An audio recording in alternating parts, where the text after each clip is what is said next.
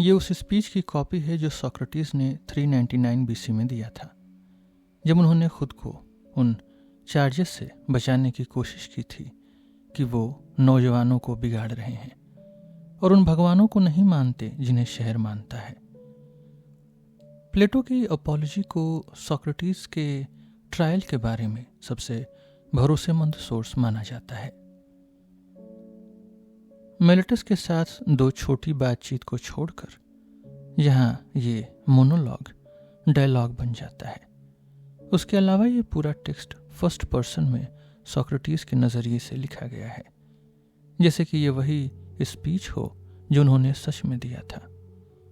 Speech के दौरान Socrates 2 बार जिक्र करते हैं कि प्लेटो वहां मौजूद थे। अपोलॉजी की शुरुआत में सोक्रेटिस कहते हैं कि उन्हें शक है कि एथेंस के लोग यानी एथेंस की जूरी उनके खिलाफ बोलने वालों की बातों में आ गए हैं। सोक्रेटिस आगे कहते हैं कि फिलॉसफी की शुरुआत तब होती है जब इंसान सच दिल से मान ले कि उसे कुछ नहीं पता। बाद में वो सफाई देते हैं कि उनके पास जो भी विजडम है, जो भी समझ है, वो इस बात से आती है कि वो जानते हैं कि वो कुछ नहीं जानते। सोक्रेटिस की स्पीच दिखाती है कि वो बोलने में कितने माहिर थे, मास्टर ओरेटर थे। वो अपनी बात मनवाने वाले और समझदार थे। फिर भी ये स्पीच, जिस पर हम भरोसा कर सकते हैं कि सोक्रेटिस ने सच में यही कहा होगा, उसे बचा नहीं पाया और उन्हें मौत की सजा सुना दी गई। आइए उनके स्पीच को सुनते हैं। अरे ओ एथेंस के लोगों, मेरे खिलाफ बोलने वालों की बातों का आप पर क्या असर हुआ है ये मैं नहीं बता सकता, लेकिन मैं इतना जानता हूं कि उन्होंने मुझे खुद को भूलने पर मजबूर कर दिया। वो इतने यकीन के साथ और इतना अच्छा बोले, जबकि सच तो ये है कि उन्होंने सच का एक शब्द भी नहीं बोला। लेकिन उनके बोले गए ढेर सारे झूठ में से एक बात ने मुझे सबसे ज्यादा हैरान किया, जब उन्होंने कहा कि आपको सावधान रहना चाहिए और मेरी बोलने की कला के धोखे में नहीं आना चाहिए। ये बात कहना, जबकि उन्हें पता था कि जैसे ही मैं अपना मुंह खोलूंगा मैं पकड़ा जाऊंगा और साबित हो जाएगा कि मैं कोई महान स्पीकर नहीं हूं। मुझे बहुत बेशर्मी भरा लगा ये। हाँ, अगर उनका बोलने की कला से मतलब सच की ताकत है तो मैं मानता हूं कि मैं अच्छा बोलता हूं, लेकिन मेरा तरीका उनसे बिल्कुल अलग है। खैर, जैसा मैं कह रहा था, उन्होंने शायद ही कोई सच बोला हो, लेकिन मुझसे आप पूरा सच सुनेंगे, पर उस तरह नहीं जैसे वो सच धज कर और भारी भरकन शब्द यूज करके बोलते हैं। नहीं, भगवान की कसम, मैं वही शब्द और दलीलें, वही आर्गुमेंट यूज करूंगा जो उसी वक्त मेरे दिमाग में आएंगी, क्योंकि मुझे भरोसा है कि मैं सही हूं। मेरी उम्र में मुझे आपके सामने एथेंस के लोगों एक बचकाने स्पीकर की तरह नहीं आना चाहिए। मुझसे ऐसी उम्मीद मत रखिए, और मैं आपसे एक फेवर मांगता हूं। अगर मैं अपनी सफाई में वैसा ही बोलूं जैसा मैं हमेशा बोलता हूं, वही शब्द जो मैं बाजार में या दुकानों पर यूज करता हूं, तो प्लीज हैरान मत होइएगा और मुझे बीच में टोकिएगा मत, क्योंकि मैं 70 साल से ज्यादा का हूं और पहली बार किसी कोर्ट में आया हूं। इसलिए मैं यहाँ की भाषा से बिल्कुल अनजान हूं। इसलिए मुझे एक परदेसी, एक स्ट्रेंजर ही समझिए, जिसे आप तब माफ कर देते अगर वो अपनी देसी भाषा और अपने देश के तरीके में बोलता। क्या मैं आपसे कोई गलत मांग कर रहा हूं? एथेंस के लोगों, मेरे बोलने के ढंग पर ध्यान मत दीजिए, वो अच्छा हो या बुरा, बस मेरे शब्दों के सच पर ध्यान दीजिए। बोलने वाले को सच बोलने दीजिए और जज को सही फैसला करने दीजिए। और सबसे पहले मुझे पुराने आरोपों, पुराने चार्जेस और मेरे पहले इल्जाम लगाने वालों का जवाब देना है, और फिर मैं बाद वालों पर आऊंगा, क्योंकि पुराने समय से मेरे बहुत सारे दुश्मन रहे हैं जिन्होंने कई सालों तक आपके सामने मेरे बारे में झूठ बोला है, और मैं उनसे, एनिटस और उनके साथियों से ज्यादा डरता हूं, हालांकि वो भी अपने तरीके से खतरनाक हैं। लेकिन वो लोग ज्यादा खतरनाक हैं जिन्होंने तब शुरुआत की जब आप बच्चे थे और अपने झूठ से आपके दिमाग पर कब्जा कर लिया, ये कहते हुए कि एक सोक्रेटिस नाम का समझदार आदमी है जो आसमान की बातें सोचता है, धरती के नीचे की खोज करता है और गलत बात को सही साबित कर देता है। ये कहानी फैलाने वाले लोग ही वो दुश्मन हैं जिनसे मैं डरता हूं, एथेंस के लोगों, क्योंकि सुनने वालों को लगता है कि जो लोग ऐसे सवाल जवाब करते हैं वो भगवान को नहीं मानते, और वो बहुत सारे हैं और उनके इल्जाम बहुत पुराने हैं, एथेंस के लोगों, और वो तब लगाए गए थे जब आप लोग अभी से ज्यादा जल्दी असर में आ जाते थे, बचपन में या शायद जवानी में, और फैसला एक तरफा हो गया क्योंकि जवाब देने वाला कोई नहीं था। और सबसे मुश्किल बात, एथेंस के लोगों, मैं उन इल्जाम लगाने वालों के नाम भी नहीं जानता और बता नहीं सकता, सिवाय एक आधे नाटक लिखने वाले एक कॉमिक पोएट के। वो सब जिन्होंने जलन और नफरत से आपको भड़काया है, और कुछ जिन्होंने पहले खुद को यकीन दिलाया। ऐसे लोगों से निपटना सबसे मुश्किल है क्योंकि मैं उन्हें यहाँ बुला नहीं सकता और न ही उनसे सवाल जवाब कर सकता हूँ। इसलिए मुझे अपनी सफाई में बस परछाइयों से लड़ना पड़ता है, शैडोज से, और तब बहस करनी पड़ती है जब कोई जवाब देने वाला नहीं होता। तो मैं आपसे कहता हूँ एथेंस के लोगों कि मान लीजिए, जैसा मैंने कहा, मेरे विरोधी, मेरे ओपोनेंट्स दो तरह के हैं, एक नए और दूसरे पुराने।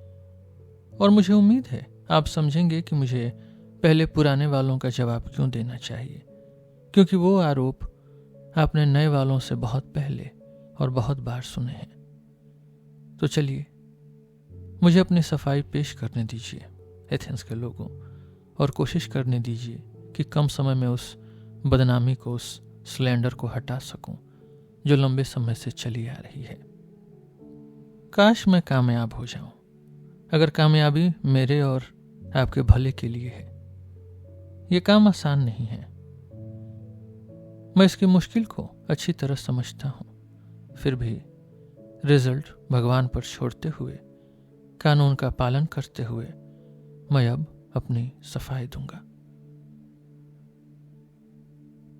मैं शुरुआत से शुरू करूंगा और पूछूंगा कि वो कौन सा आरोप है जिसने मेरी बदनामी की और जिसने मेलेटस को मेरे खिलाफ ये इल्जाम लगाने की हिम्मत दी। तो बदनामी करने वाले क्या कहते हैं? वो मेरे मुकदमा करने वाले, मेरे प्रोसिक्यूटर्स बनेंगे, और मैं उनकी बातों को एक एफिडेविट में जोड़ता हूं। सोक्रेटिस एक बुरा आदमी है और एक अजीब इंसान है जो धरती के नीचे और आसमान में चीजों की खोज करता है, और वो गलत बात को सही दिखाता है, और वो यही सब दूसरों को भी सिखाता है। इल्जाम कुछ ऐसा ही है, ये बिल्कुल वैसा है जैसे आपने एरिस्टोफेंस की कॉमेडी में देखा है एथेंस के लोगों, जिसने एक आदमी को दिखाया जिसे वो सोक्रेटिस कहता है, जो घूमता रहता है और कहता है कि वो हवा में चलता है और ऐसी बातों पर बकवास करता है जिनके बारे में मैं न तो ज्यादा जानता हूं न कम। मैं उन लोगों की बुराई नहीं कर रहा, एथेंस के लोगों जो नेचुरल फिलॉसफी पढ़ते हैं। मुझे बहुत दुख होगा अगर मेलेटस मेरे ऊपर इतना गंभीर आरोप लगा सके, लेकिन सीधा सच ये है एथेंस के लोगों कि मेरा इन फिजिकल खोजों से कोई लेना देना नहीं है। यहाँ मौजूद बहुत से लोग इस सच के गवाह हैं और मैं उनसे अपील करता हूं। तो बोलिए फिर आप लोग जिन्होंने मुझे सुना है, और अपने पड़ोसियों को बताइए कि क्या कभी किसी ने मुझे इन बातों पर थोड़ा या ज्यादा बोलते हुए सुना है। आपने उनका जवाब सुन लिया, और जो वो इस आरोप के बारे में कह रहे हैं उससे आप बाकी आरोपों के सच का अंदाजा लगा सकते हैं एथेंस के लोगों। इस बात में भी उतनी ही कम सच्चाई है कि मैं एक टीचर हूं और पैसे लेता हूं। इस इल्जाम में भी उतना ही झूठ है जितना दूसरे में। हालांकि अगर कोई इंसान सच में लोगों को सिखा सके तो सिखाने के बदले पैसे लेना मेरी नजर में उसके लिए इज्जत की बात होगी। गॉर्गियस, प्रोडिकस और हिपियस जैसे लोग हैं जो शहर शहर घूमते हैं और नौजवानों को मना लेते हैं कि वो अपने शहर के लोगों को छोड़ दें जो उन्हें मुफ्त में, उन्हें फ्री में सिखा सकते हैं, और उनके पास आ जाएं जिन्हें वो न सिर्फ पैसे देते हैं बल्कि थैंकफुल भी होते हैं, शुक्रगुजार होते हैं कि वो उन्हें पैसे लेने दे रहे हैं। इस वक्त एथेंस में पेरियन का एक फिलोसोफर रह रहा है जिसके बारे में मैंने सुना है, और मुझे उसके बारे में ऐसे पता चला कि मेरी मुलाकात एक आदमी से हुई जिसने सोफिस्ट पर ढेर सारा पैसा खर्च किया है, कैलियस, हिप्पोनिकस का बेटा। क्योंकि उसके बेटे थे, मैंने उससे पूछा, कैलियस, मैंने कहा, अगर तुम्हारे 2 बेटे घोड़े या बछड़े होते तो उन्हें संभालने के लिए किसी को ढूंढने में कोई मुश्किल नहीं होती।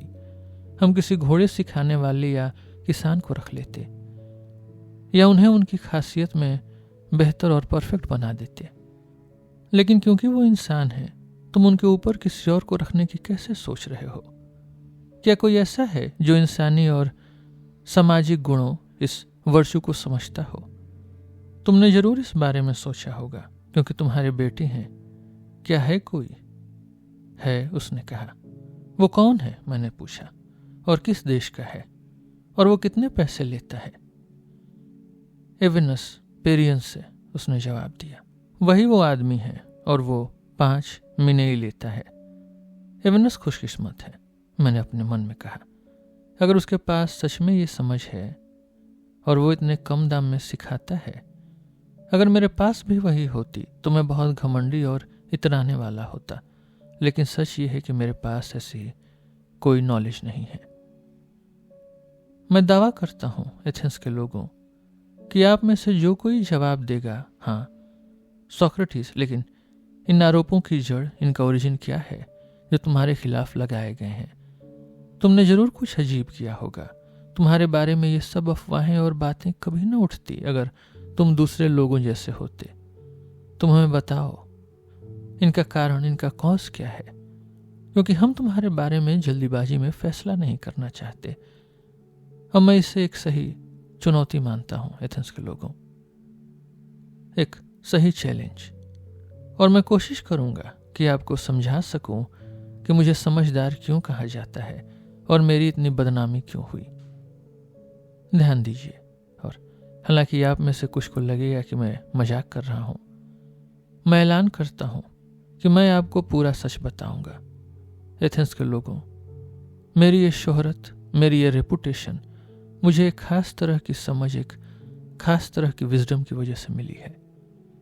अगर आप पूछें कि कैसी समझ, तो मैं कहूंगा वो समझ जो शायद इंसान हासिल कर सकता है, क्योंकि उस हद तक मुझे लगता है कि मैं समझदार हूं। जबकि जिन लोगों की मैं बात कर रहा हूं, एथेंस के लोगों, उनके पास शायद इंसान से बढ़कर कोई समझ है जिसे मैं बयान नहीं कर सकता, क्योंकि वो मेरे पास नहीं है। और जो कहता है कि मेरे पास है, वो झूठ बोलता है और मेरे कैरेक्टर को खराब कर रहा है। और यहां एथेंस के लोगों, मैं आपसे दरख्वास्त करता हूं कि मुझे बीच में न टोके।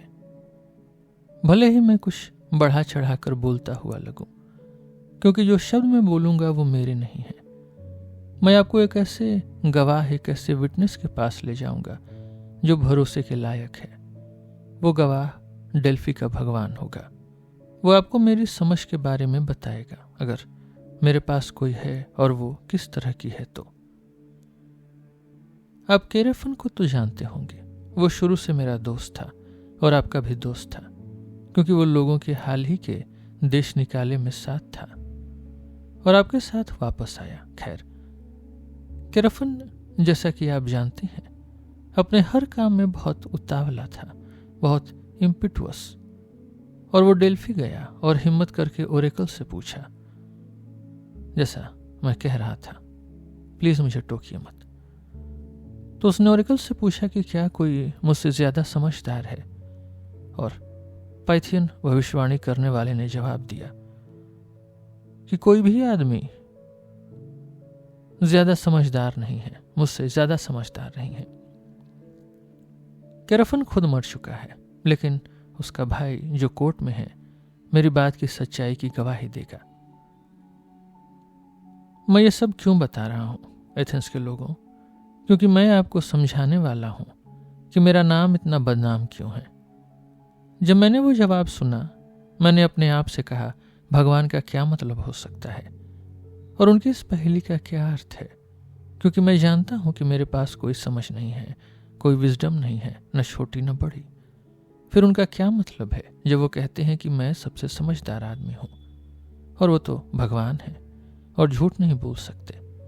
ये उनके स्वभाव के खिलाफ होगा, उनके नेचर के खिलाफ होगा। लंबे समय तक सोचने के बाद मैंने इस सवाल को परखने का, इसको ट्राई करने का एक तरीका सोचा। मैंने सोचा कि अगर मैं बस एक आदमी ढूंढ लूं जो मुझसे ज़्यादा समझदार हो, तो मैं भगवान के पास जवाब लेकर जा सकता हूं। मैं उनसे कहूँगा, देखो ये आदमी मुझसे ज़्यादा समझदार है, लेकिन आपने कहा था कि मैं सबसे समझदार हूं, इसलिए मैं एक ऐसे आदमी के पास गया जो समझदार माना जाता था और उसे गौर से देखा। उसका नाम लेने की ज़रूरत नहीं है, वो एक पॉलिटिशियन थे जिसे मैंने जांच के लिए चुना। और नतीजा ये निकला, जब मैंने उनसे बात करनी शुरू की, मुझे लगा कि वो सच में समझदार नहीं है। हालांकि बहुत लोग उसे समझदार मानते थे और वो खुद को और भी ज़्यादा मानता था। और तब मैंने उसे समझाने की कोशिश की कि वो खुद को समझदार समझता है, लेकिन असल में है नहीं। और इसका नतीजा ये हुआ कि वो मुझसे नफरत करने लगा और वहां मौजूद कई और लोग भी मुझसे नफरत करने लगे जो मुझे सुन रहे थे, एथेंस के लोगों। तो मैं वहां से निकल गया, अपने आप से कहते हुए कि खैर, हालांकि मुझे नहीं लगता कि हम दोनों में से कोई भी किसी खूबसूरत और अच्छी चीज के बारे में जानता है। मैं उससे बेहतर हाल में हूं, क्योंकि वो कुछ नहीं जानता, फिर भी सोचता है कि वो जानता है। मैं न तो जानता हूं और न ही सोचता हूं कि मैं जानता हूं। इस एक बात में मुझे लगता है कि मैं उससे थोड़ा आगे हूं। फिर मैं दूसरे के पास गया जो समझदार होने का और बड़ा दावा करता था, और मेरा नतीजा बिल्कुल वही था, जिसके बाद वो भी मेरा दुश्मन बन गया और उसके साथ और भी कई लोग। फिर मैं एक के बाद एक आदमी के पास गया, ये जानते हुए कि मैं दुश्मनी मोल ले रहा हूं, और मैंने इस पर दुख जताया और डर भी लगा, लेकिन मजबूरी थी। भगवान की बात को मैंने सोचा सबसे ऊपर रखना चाहिए, और मैंने खुद से कहा, मुझे उन सब के पास जाना ही होगा जो जानते हुए दिखते हैं, ताकि ओरेकल का मतलब पता चल सके। और मैं कसम खाता हूं एथेंस के लोगों, कुत्ते की कसम, क्योंकि मुझे सच बताना ही होगा। मेरे मिशन का नतीजा बस यही था। मैंने पाया कि जो लोग सबसे ज्यादा मशहूर थे, जो सबसे ज्यादा रेपुटेड थे, वो सबसे ज्यादा बेवकूफ निकले, और दूसरे जिन्हें कम इज्जत मिलती थी वो सच में ज्यादा समझदार और बेहतर थे। मैं आपको अपनी भटकने की कहानी और हरकुलियन मेहनत यानी बड़ी मेहनत के बारे में बताऊंगा एथेंस के लोगों, जो मैंने सिर्फ इसलिए की ताकि आखिर में ओरेकल की बात को गलत साबित न कर सकूं। पॉलिटिशियंस के बाद मैं पोएट्स, कवियों के पास गया, ट्रेजिक, डायथेरेम्बिक और हर तरह के। और वहां मैंने खुद से कहा, तुम तुरंत पकड़े जाओगे। अब तुम्हें पता चलेगा कि तुम उनसे ज्यादा अनपढ़ हो। इसलिए मैं उनके पास उनकी ही लिखी हुई सबसे मुश्किल रचनाएं लेकर गया एथेंस के लोगों, और पूछा कि इनका क्या मतलब है, ये सोचकर कि वो मुझे कुछ सिखाएंगे। क्या आप मेरा यकीन करेंगे एथेंस के लोगों, मुझे सच बताते हुए शर्म आ रही है, लेकिन मुझे कहना पड़ेगा कि यहाँ मौजूद शायद ही कोई ऐसा हो जो उनकी पोएट्री के बारे में उनसे बेहतर बात न कर सके। तब मुझे पता चला कि पोएट्स समझ, वो विजडम से पोएट्री नहीं लिखते, बल्कि एक तरह के हुनर, एक तरह के जीनियस और इंस्पिरेशन से। वो उन भविष्यवाणी करने वालों जैसे ही होते हैं एथेंस के लोगों, जो बहुत अच्छी बातें तो कहते हैं लेकिन उनका मतलब नहीं समझते। पोएट्स मुझे उसी हाल में लगे, और मैंने ये भी देखा कि वो अपनी पोएट्री के दम पर वो खुद को बाकी चीजों में भी सबसे समझदार मानते थे जिसमें वो समझदार नहीं थे। तो मैं वहां से चला गया एथेंस के लोगों, ये मानते हुए कि मैं उनसे बेहतर हूं, उसी वजह से जिस वजह से मैं पॉलिटिशियन से बेहतर था। आखिर में मैं कारीगरों के पास गया, आर्टिसंस के पास। मुझे पता था कि मैं कुछ भी नहीं जानता और मुझे यकीन था कि वो बहुत सी बढ़िया चीज़ें जानते होंगे और यहाँ मैं गलत नहीं था, एथेंस के लोगों, क्योंकि वो सच में ऐसी बहुत सी चीज़ें जानते थे जो मैं नहीं जानता था और इसमें वो ज़रूर मुझसे ज़्यादा समझदार थे। लेकिन एथेंस के लोगों, मैंने देखा कि अच्छे कारीगर भी वही गलती कर रहे थे जो पोएट्स ने की थी। क्योंकि वो अच्छे कारीगर थे, उन्हें लगता था कि वो हर तरह के बड़े मामलों को भी जानते हैं। और एथेंस के लोगों, उनकी ये कमी उनकी समझ पर हावी हो गई और इसलिए मैंने ओरेकल की तरफ से खुद से पूछा कि क्या मैं वैसा ही रहना चाहूँगा जैसा मैं हूँ, न उनकी नॉलेज के साथ और न उनकी इग्नोरेंस के साथ, या उनकी तरह दोनों चीज़ें रखूं। और मैंने खुद को और ओरेकल को जवाब दिया कि मैं जैसा हूं वैसा ही बेहतर हूं। एथेंस के लोगों, इस जांच पड़ताल की वजह से मेरे बहुत से दुश्मन बन गए हैं, एथेंस के लोगों, और सबसे बुरे और खतरनाक किस्म के, और इसने बहुत सी बदनामियों को भी जन्म दिया है। और मुझे समझदार कहा जाता है क्योंकि सुनने वालों को हमेशा लगता है कि मेरे पास वो समझ है जो मुझे दूसरों में नहीं मिलती। लेकिन सच ये है, एथेंस के लोगों, कि सिर्फ भगवान ही समझदार है और अपने जवाब से वो ये दिखाना चाहते हैं कि इंसानों की समझ की कीमत ना के बराबर है। वो सोक्रेटिस की बात नहीं कर रहे, वो सिर्फ मिसाल के तौर पर मेरा नाम यूज कर रहे हैं, जैसे कि वो कह रहे हों वो इंसानों में सबसे समझदार है जो सोक्रेटिस की तरह ये जानता है कि उसकी समझ सच में किसी काम की नहीं है। और इसलिए मैं दुनिया भर में घूमता हूँ भगवान की बात मानते हुए और किसी की भी समझ की खोज और जांच करता हूँ, चाहे वो नागरिक हो या परदेसी, जो समझदार दिखता हो। और अगर वो समझदार नहीं है तो ओरेकल को सही साबित करने के लिए मैं उसे दिखाता हूँ कि वो समझदार नहीं है। और मेरा काम मुझे पूरी तरह बिजी रखता है, एथेंस के लोगों, और मेरे पास वक्त नहीं है कि मैं किसी पब्लिक मामले में या अपने किसी काम में ध्यान दे सकूं, बल्कि भगवान की भक्ति की वजह से मैं गरीबी में हूं, एथेंस के लोगों। एक और बात भी है, अमीर घरों के नौजवान जिनके पास करने को ज्यादा कुछ नहीं होता, वो अपनी मर्जी से मेरे पास आते हैं। उन्हें नकली समझदारों की पोल खुलते हुए देखना अच्छा लगता है और वो अक्सर मेरी नकल करते हैं और दूसरों की जांच करने लगते हैं। उन्हें जल्दी ही पता चल जाता है कि ऐसे बहुत से लोग हैं जो सोचते हैं कि वो कुछ जानते हैं, लेकिन असल में बहुत कम या कुछ नहीं जानते, एथेंस के लोगों। और फिर जिन लोगों की वो जांच करते हैं वो खुद पर गुस्सा होने की बजाय मुझ पर गुस्सा होते हैं। ये बकवास सोक्रेटिस, वो कहते हैं ये नौजवानों को बिगाड़ने वाला बदमाश है, सोक्रेटिस। और फिर अगर कोई उनसे पूछता है क्यों, वो क्या बुराई करता है या सिखाता है, तो वो नहीं जानते और बता नहीं सकते। लेकिन ताकि वो बिना किसी जवाब के न लगे, वो वही तैयार आरोप दोहराते हैं, एथेंस के लोगों, जो सभी फिलोसफर्स के खिलाफ यूज किए जाते हैं, जैसे बादलों और धरती के नीचे की चीजों को सिखाना और भगवान को न मानना और गलत बात को सही दिखाना, क्योंकि वो ये मानना पसंद नहीं करते कि उनके ज्ञान के दिखावे की पोल खुल गई है, एथेंस के लोगों, जो कि सच है। और क्योंकि वो गिनती में ज्यादा हैं और जुनूनी और एनर्जेटिक हैं और लड़ने के लिए तैयार खड़े हैं और उनकी जबान चलती है, उन्होंने आपके कान अपनी तेज और पुरानी बदनामियों से भर दिए हैं, एथेंस के लोगों। और यही वजह है कि मेरे पास आरोपी मेलेटस और एनिटस और लाइकन मेरे पीछे पड़ गए हैं।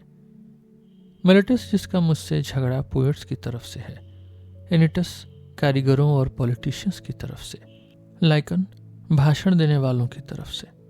और जैसा मैंने शुरू में कहा, एथेंस के लोगों, मैं उम्मीद नहीं कर सकता कि इतनी सारी बदनामी को एक पल में हटा सकूं। और ये, एथेंस के लोगों, सच है और पूरा सच है।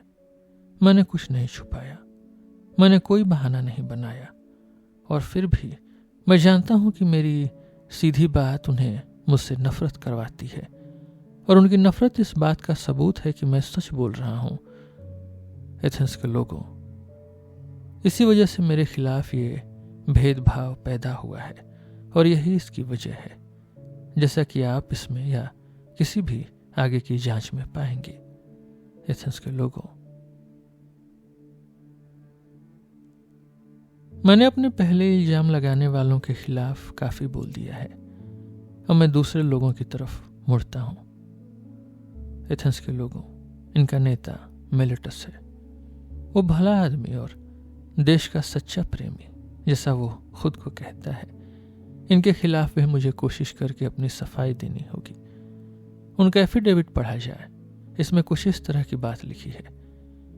ये कहते हैं कि सोक्रेटिस एक बुरा आदमी है जो नौजवानों को बिगाड़ता है और जो शहर के भगवानों को नहीं मानता बल्कि अपने नए देवताओं को मानता है। आरोप यही है। और अब चलिए इसकी एक एक बात की जांच करते हैं। एथेंस के लोगों, वो कहता है कि मैं बुरा करता हूं और नौजवानों को बिगाड़ता हूं, लेकिन मैं कहता हूं एथेंस के लोगों कि मिलेटस बुरा करता है, क्योंकि वो सीरियस होने का दिखावा करता है जबकि वो सिर्फ मजाक कर रहा है, और लोगों को कोर्ट में लाने के लिए इतना उतावला है कि उन बातों के लिए जिसमें उसे कभी जरा सा भी इंटरेस्ट नहीं था। और इस बात का सच मैं आपको साबित करने की कोशिश करूंगा। इधर आओ मिलेटस, और मुझे तुमसे एक सवाल पूछने दो। तुम नौजवानों के सुधार, उनके इम्प्रूवमेंट के बारे में बहुत सोचते हो, है ना? हाँ, मैं सोचता हूं। तो इन जजेस को बताओ कि उन्हें सुधारता कौन है, क्योंकि तुम्हें जरूर पता होगा जब तुमने उन्हें बिगाड़ने वाले को ढूंढने की इतनी मेहनत की है और मुझे इनके सामने खड़ा किया है और आरोप लगाया है। बोलो, और जजों को बताओ कि उनका सुधारने वाला कौन है। देखो मिलेटस, तुम चुप हो और तुम्हारे पास कहने को कुछ नहीं है। क्या ये शर्म की बात नहीं मिलेटस? और मेरी उस बात का सबूत नहीं है कि तुम्हें इस मामले में कोई दिलचस्पी नहीं है। बोलो दोस्त, और हमें बताओ उन्हें सुधारता कौन है? कानून सुधारता है उन्हें। लेकिन मेरे भले आदमी, मेरा मतलब ये नहीं है। मैं जानना चाहता हूं कि वो इंसान कौन है जो सबसे पहले कानून को जानता है। जज लोगों, सोक्रेटिस जो यहां कोर्ट में मौजूद है, क्या तुम्हारा मतलब है मिलेटस कि ये लोग नौजवानों को सिखा सकते हैं और सुधार सकते हैं? बिल्कुल सुधार सकते हैं। क्या ये सब, या सिर्फ कुछ और बाकी नहीं? सब के सब। देवी हेरा की कसम, ये तो बड़ी अच्छी खबर है। फिर तो सुधारने वाले बहुत सारे हैं। और सुनने वाले यानी ऑडियंस के बारे में क्या कहते हो मिलेटस? क्या वो उन्हें सुधारते हैं? हाँ, वो भी सुधारते हैं। और सेनेटर्स, मंत्री मिलेटस? हाँ, सेनेटर्स भी उन्हें सुधारते हैं। लेकिन शायद असेंबली के लोग उन्हें बिगाड़ते हैं, या वो भी उन्हें सुधारते हैं मिलेटस? बताओ। वो भी सुधारते हैं। तो इसका मतलब है एथेंस उन्हें सुधारता है और ऊंचा उठाता है। सब लोग सिवाय मेरे, और अकेला मैं ही उन्हें बिगाड़ने वाला हूं, है ना मिलेटस? क्या तुम यही दावा करते हो? बताओ मिलेटस। यही मैं जोर देकर कहता हूं, यही बात। मैं तो बड़ा बदकिस्मत हूं अगर तुम सही हो मिलेटस। लेकिन मान लो मैं तुमसे एक सवाल पूछूं। घोड़ों के बारे में क्या ख्याल है? हॉर्सेस। क्या एक आदमी उन्हें नुकसान करता है और बाकी पूरी दुनिया उनका भला करती है? क्या सच इसका बिल्कुल उल्टा नहीं है मिलेटस? एक आदमी उनका भला कर सकता है, या कम से कम बहुत सारे नहीं। घोड़ों को ट्रेन करने वाला उनका भला करता है, और बाकी लोग जो उनके साथ रहते हैं वो उन्हें चोट पहुंचाते हैं। क्या ये सच नहीं है मिलेटस, घोड़ों के लिए या किसी भी जानवर के लिए। पक्का यही सच है, चाहे तुम और एनिटस हाँ कहो या ना। नौजवानों की किस्मत तो वाकई बहुत अच्छी होती अगर उन्हें बिगाड़ने वाला सिर्फ एक होता और बाकी पूरी दुनिया उन्हें सुधारने वाली होती। लेकिन तुमने मिलेटस साफ दिखा दिया है कि तुमने नौजवानों के बारे में कभी सोचा ही नहीं। तुम्हारी लापरवाही इस बात से दिखती है कि तुम्हें उनकी बातों की परवाह नहीं है जिनके लिए तुम मुझे कोर्ट लाए हो, मिलेटस। और अब मिलेटस, मैं तुमसे एक और सवाल पूछूंगा, ज़ेउस की कसम में पूछूंगा। क्या बेहतर है, बुरे नागरिकों के बीच रहना या अच्छे लोगों के बीच? जवाब दो दोस्त। मैं कहता हूं ये सवाल आसान है कि अच्छे लोग अपने पड़ोसियों का भला नहीं करते और बुरे लोग उनका बुरा नहीं करते। जरूर करते हैं। और क्या कोई ऐसा है जो चाहेगा कि जिनके साथ वो रहता है वो उसे नुकसान पहुंचाए बजाय फायदा पहुंचाने के? जवाब दो मेरे अच्छे दोस्त मिलेटस। कानून कहता है तुम्हें जवाब देना पड़ेगा। क्या कोई चाहता है कि उसे चोट पहुंचे? बिल्कुल नहीं। और जब तुम मुझ पर नौजवानों को बिगाड़ने और खराब करने का आरोप लगाते हो मिलेटस, तो क्या तुम ये कहते हो कि मैं उन्हें जानबूझकर बिगाड़ता हूं या अनजाने में? जानबूझकर, मैं कहता हूं जानबूझकर बिगाड़ते हो। लेकिन तुमने अभी माना मिलेटस कि अच्छे लोग अपने पड़ोसियों का भला करते हैं और बुरे लोग उनका बुरा करते हैं। अब क्या ये वो सच है जो तुम्हारी बड़ी समझ में इतनी कम उम्र में जान लिया है और मैं अपनी उम्र में इतने अंधेरे और अज्ञान में, इतने इग्नोरेंस में हूं कि ये भी नहीं जानता कि अगर मैं किसी आदमी को बिगाड़ूंगा जिसके साथ मुझे रहना है तो वो मुझे ही नुकसान पहुंचाएगा मिलेटस, और फिर भी मैं उसे बिगाड़ता हूं और वो भी जानबूझकर, ऐसा तुम कहते हो। हालांकि ना मैं और ना ही कोई और इंसान तुम्हारी इस बात पर यकीन करेगा मिलेटस। लेकिन या तो मैं उन्हें नहीं बिगाड़ता या मैं उन्हें अनजाने में बिगाड़ता हूं, और दोनों ही हालत में तुम झूठ बोल रहे हो। अगर मेरी गलती अनजाने में हुई है तो कानून अनजाने में की गई गलतियों की सजा नहीं देता। तुम्हें मुझे अलग से ले जाकर समझाना चाहिए था और वार्निंग देनी चाहिए थी, क्योंकि अगर मुझे बेहतर सलाह मिलती तो मैं वो करना बंद कर देता मिलेटस जो मैंने सिर्फ अनजाने में किया। बिना शक मैं बंद कर देता। लेकिन तुमने मुझसे बात करने से मना कर दिया और मुझे सिखाने से इनकार, और अब तुम मुझे इस कोर्ट में लाए हो मिलेटस, जो सिखाने की जगह नहीं है बल्कि सजा देने की जगह है। आपको यह बिल्कुल साफ हो गया होगा एथेंस के लोगों, जैसा मैं कह रहा हूं, कि मिलेटस को इस मामले की जरा भी परवाह नहीं है, न बड़ी न छोटी। लेकिन फिर भी मैं जानना चाहूंगा मिलेटस कि मैं किस तरह से नौजवानों को बिगाड़ता हूं। मुझे लगता है तुम्हारा मतलब है, जैसा मैं तुम्हारे आरोप पत्र से समझ पा रहा हूं, कि मैं उन्हें सिखाता हूं कि वो उन भगवानों को न माने जिन्हें शहर मानता है, बल्कि उनकी जगह कुछ नए देवताओं या आत्माओं यानी स्पिरिचुअल एजेंसीज को माने। यही वो सबक है जिनसे मैं नौजवानों को बिगाड़ता हूं, जैसा तुम कहते हो, है ना मिलेटस? हाँ, यही मैं जोर देकर कहता हूं। तो फिर मिलेटस, उन्हीं भगवानों की कसम जिनकी हम बात कर रहे हैं, मुझे और कोर्ट को थोड़ा साफ शब्दों में बताओ मेरे दोस्त कि तुम्हारा मतलब क्या है, क्योंकि मुझे अभी तक समझ नहीं आया कि क्या तुम ये कह रहे हो कि मैं दूसरों को कुछ भगवानों को मानना सिखाता हूं और इसलिए मैं भगवानों में यकीन रखता हूं और मैं पूरा नास्तिक नहीं हूं, पूरा एथिस्ट नहीं हूं। ये तुम मुझ पर आरोप नहीं लगा रहे हो, बल्कि तुम सिर्फ ये कह रहे हो कि वो वही भगवान नहीं है जिन्हें शहर मानता है। आरोप ये है कि वो अलग भगवान है। या क्या तुम्हारा मतलब है कि मैं पूरी तरह नास्तिक हूं और नास्तिका का टीचर हूं।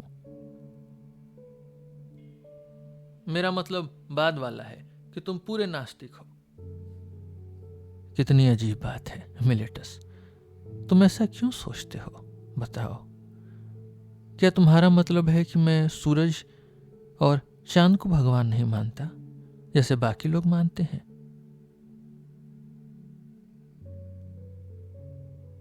मैं आप सबको यकीन दिलाता हूं जजों कि वो नहीं मानता। खुद वो कहता है कि सूरज पत्थर है और चांद मिट्टी। दोस्त मिलेटस, तुम्हें लगता है तुम एनेक्सेगोरस पर आरोप लगा रहे हो और तुम जजों के बारे में बहुत बुरा सोचते हो। अगर तुम्हें लगता है कि वो इतने अनपढ़ हैं कि उन्हें ये नहीं पता कि ये बातें क्लेजोमेने के एनेक्सेगोरस की किताबों में मिलती है जो इन बातों से भरी पड़ी है। और वाकई मिलेटस, कहा जाता है कि नौजवान ये बातें सोक्रेटिस से सीखते हैं, जबकि अक्सर थिएटर में इन बातों का दिखावा होता है।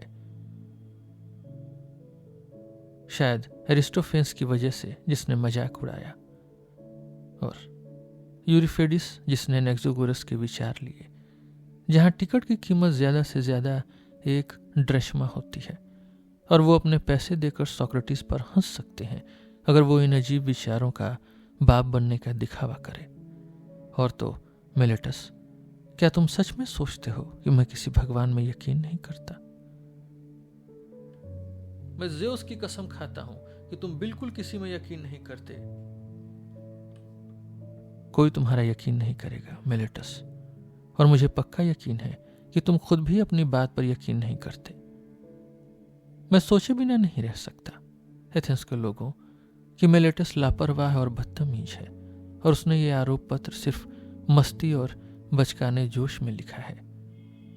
क्या उसने एक पहेली नहीं बनाई है मुझे पकड़ने के लिए, मुझे फंसाने के लिए, मुझे परखने के लिए? उसने आप सब से कहा, मैं देखता हूं कि क्या समझदार सोक्रेटिस मेरी इस मजाकिया कॉन्ट्रडिक्शन को पकड़ पाएगा, या मैं उसे और बाकी सबको धोखे देने में कामयाब हो जाऊंगा, क्योंकि वो मुझे आरोप पत्र में साफ तौर पर अपनी ही बात काटता हुआ दिखता है।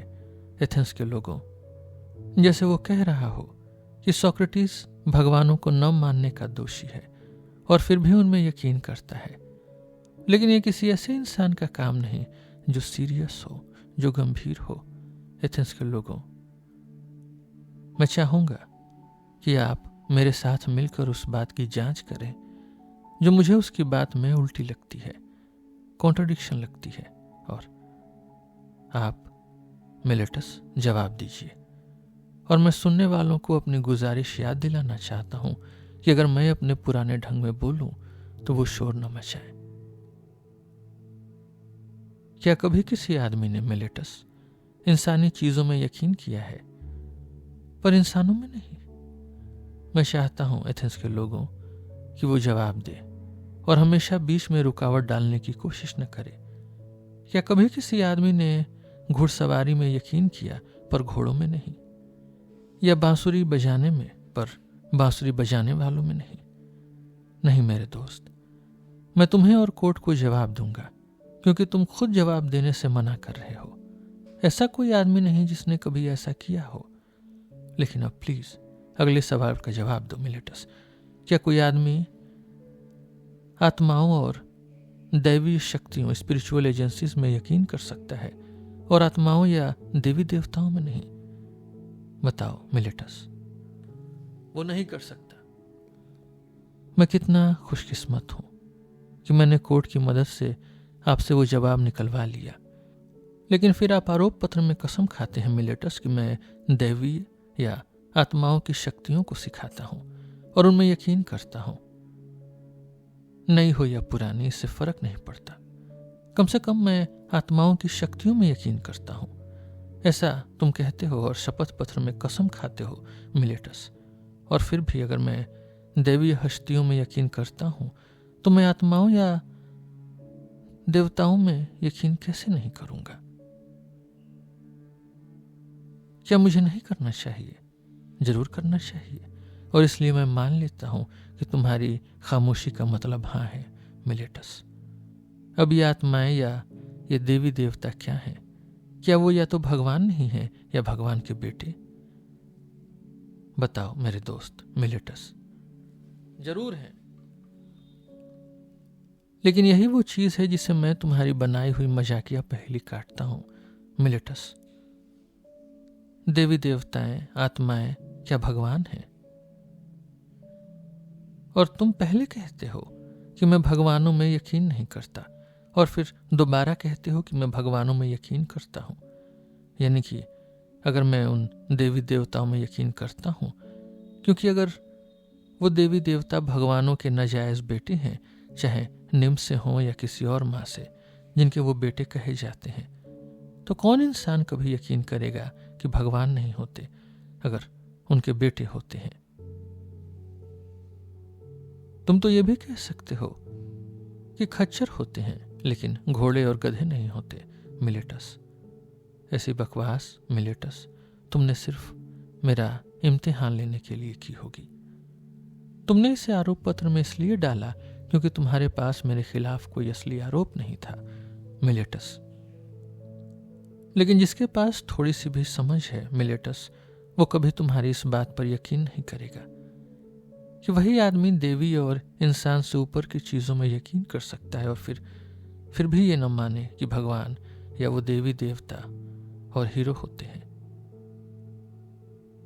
मैंने मिलेटस के आरोप का जवाब में काफी कह दिया है। एथेंस के लोगों, किसी लंबी चौड़ी सफाई की जरूरत नहीं है, लेकिन मैं बहुत अच्छी तरह जानता हूं कि मैंने कितनी दुश्मनी मोल ली है, और ये मेरी बर्बादी बनेगी अगर मैं बर्बाद हुआ।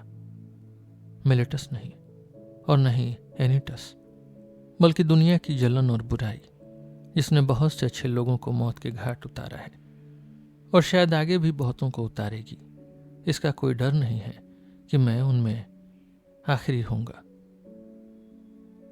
कोई कहेगा, और क्या तुम्हें शर्म नहीं आती सोक्रेटिस, ऐसी जिंदगी जीते हुए जो तुम्हें वक्त से पहले मौत तक ले जा सकती है? उसे मैं सही जवाब दे सकता हूं, तुम वहां गलत हो।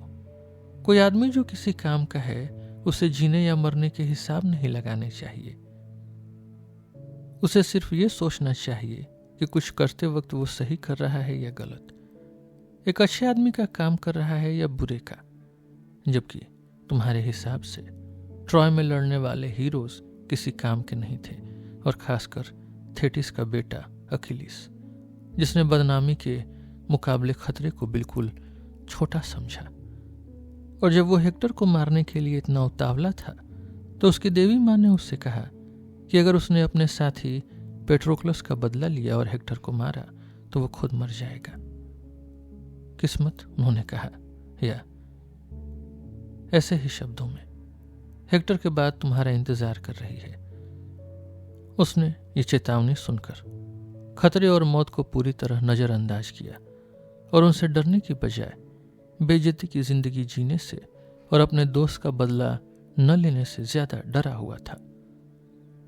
मुझे अभी मरने दो, वो जवाब देता है, और अपने दुश्मन से बदला लेने दो, बजाय इसके कि मैं यहां झुकी हुई नावों के पास पड़ा रहूं, हंसी का पात्र और धरती पर एक बोझ बनकर। क्या अखिलीस ने मौत और खतरे के बारे में सोचा? क्योंकि जहां भी एक आदमी की जगह होती है, चाहे वो जगह उसने खुद चुनी हो या जहां उसे कमांडर ने रखा हो, वहां उसे खतरे की घड़ी में टिके रहना चाहिए। उसे मौत या किसी और चीज के बारे में नहीं सोचना चाहिए सिवाय बदनामी के। और ये एथेंस के लोगों, एक सच्ची बात है। मेरा बर्ताव वाकई अजीब होता एथेंस के लोगों, अगर मैं, जिसे उन जनरल्स ने ऑर्डर दिया था, जिन्हें आपने पोटिडेया, एम्फिपोलिस और डिलियम में मुझे कमांड करने के लिए चुना था, वहां टिका रहा जहां उन्होंने मुझे रखा, किसी भी और आदमी की तरह मौत का सामना करते हुए। अगर अब, जब जैसा मैं मानता हूं और सोचता हूं, भगवान मुझे ऑर्डर देते हैं कि मैं फिलोसोफर का मिशन पूरा करूं एथेंस के लोगों, खुद को और दूसरे लोगों को परखने का, और मैं मौत के डर से या किसी और डर से अपनी जगह छोड़कर भाग जाऊं एथेंस के लोगों, तो वो वाकई अजीब होता और मुझे सही में कोर्ट में लाया जा सकता था भगवान को न मानने के लिए। अगर मैं ओरेकल की बात न मानता क्योंकि मैं मौत से डरता हूं, ये सोचते हुए कि मैं समझदार हूं जबकि मैं नहीं हूं। क्योंकि मौत का डर असल में समझ का दिखावा है, असली समझ नहीं। क्योंकि ये अनजान को जानने का दिखावा है और कोई नहीं जानता कि मौत, जिसे लोग अपने डर में सबसे बड़ी बुराई मानते हैं, शायद सबसे अच्छी चीज हो। क्या यह शर्मनाक इग्नोरेंस नहीं है? वो इग्नोरेंस, वो अज्ञान, जो ये घमंड है कि आदमी वो जानता है जो वो नहीं जानता। और इस मामले में मैं खुद को आम लोगों से अलग मानता हूं, एथेंस के लोगों, और शायद उनसे ज्यादा समझदार होने का दावा कर सकता हूं। कि जबकि मैं नीचे की दुनिया के बारे में बहुत कम जानता हूं, मैं ये नहीं मानता कि मैं जानता हूं, लेकिन मैं ये जानता हूं कि अन्याय, इनजस्टिस करना और अपने से बेहतर की बात न मानना, चाहे भगवान हो या इंसान, बुरा और शर्मनाक है, एथेंस के लोगों। और मैं कभी भी किसी ऐसी चीज से नहीं डरूंगा या भागूंगा जो शायद अच्छी हो, बजाय उस चीज के जो पक्का बुरी हो।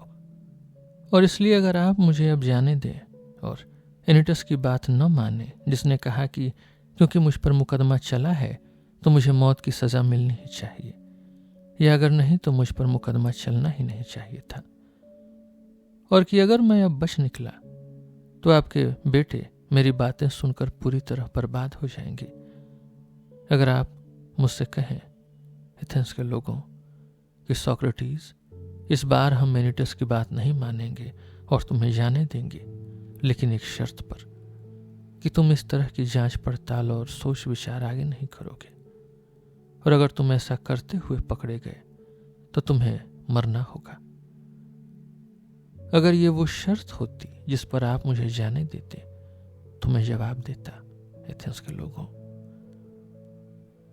मैं आपकी इज्जत करता हूं और आपसे प्यार करता हूं, लेकिन मैं आपके बजाय भगवान की बात मानूंगा।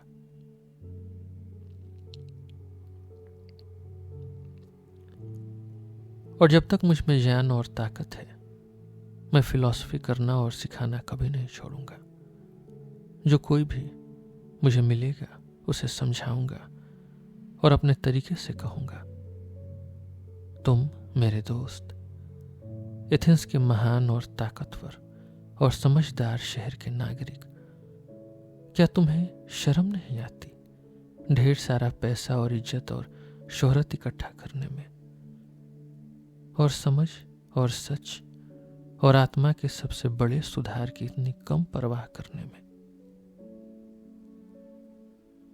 जिसका तुम कभी ध्यान नहीं रखते। और अगर वो इंसान जिससे मैं बहस कर रहा हूं कहता है, हाँ लेकिन मैं परवाह करता हूं, तो मैं उसे तुरंत छोड़कर नहीं जाता, बल्कि मैं उससे सवाल जवाब और जांच और क्रॉस एग्जामिन करता हूं।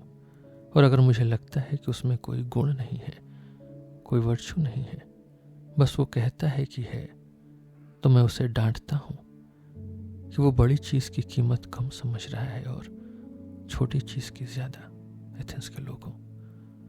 और मैं यही शब्द हर उस शख्स से कहूंगा जो मुझे मिलेगा, जवान और बूढ़ा, नागरिक और परदेसी, लेकिन खासकर नागरिकों से, क्योंकि वो मेरे भाई बहन हैं।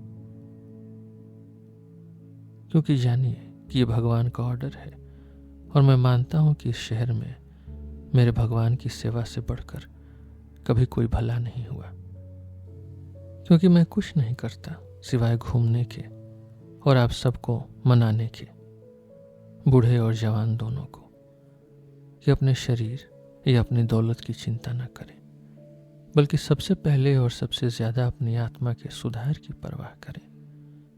मैं आपको बताता हूं कि गुण, वर्चू पैसे से नहीं मिलता, लेकिन गुण से पैसे और इंसान की हर दूसरी अच्छाई आती है, एथेंस के लोगों, चाहे पब्लिक हो या प्राइवेट। ये मेरी सीख है, और अगर ये वो सिद्धांत है जो नौजवानों को बिगाड़ता है, अगर ये वो डॉक्ट्राइन है जो युद्ध को बिगाड़ती है, तो मैं एक नुकसान पहुंचाने वाला इंसान हूं।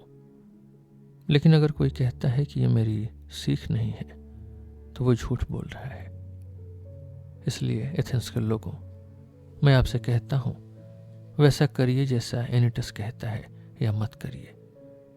और मुझे बरी करिए, मुझे एक्विट करिए या ना करिए, लेकिन जो भी करिए समझ लीजिए कि मैं अपने तरीके कभी नहीं बदलूंगा, भले ही मुझे कई बार मरना पड़े।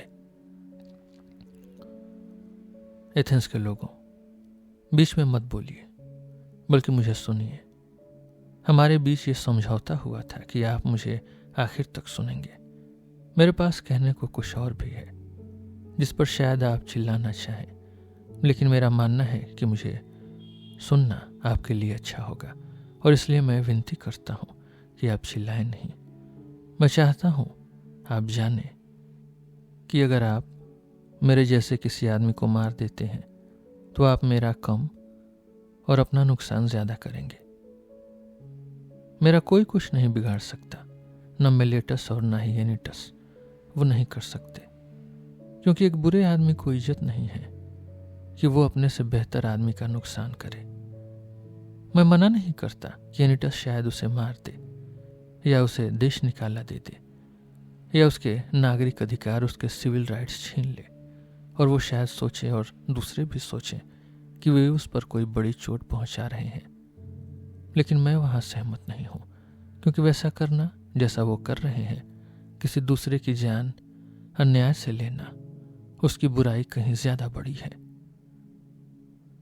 और अब एथेंस के लोगों, मैं अपने लिए बहस नहीं करने वाला, जैसा आप सोच सकते हैं, बल्कि आपके लिए, ताकि आप मुझे सजा देकर भगवान के खिलाफ पाप न करें, जो आपके लिए उनका तोहफा है।